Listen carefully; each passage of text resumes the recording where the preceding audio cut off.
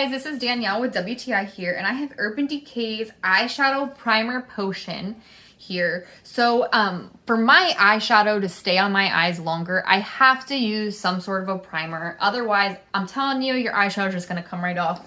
It was a waste of your time in the morning.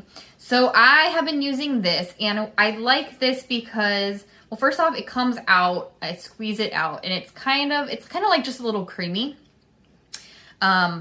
So I basically rub it on my eye and I give it a second to set, and then I start putting my eyeshadow on, my eyeliner, whatever the case is. Even with eyeliner, if I choose not to do eyeshadow, I like to use this stuff because it just sets everything in longer. I don't have to worry about it smearing or smudging. So this is definitely a good product. I feel like a little goes a long way. I put a miniature sized amount on my finger, maybe the size of a pencil lead, and I can use it on both eyes, and this locks in my eyeshadow, eyeliner for hours and hours on end. Towards the end of the day, I even still have some left. So that is exactly what I'm looking for in my eyeshadow, my primer.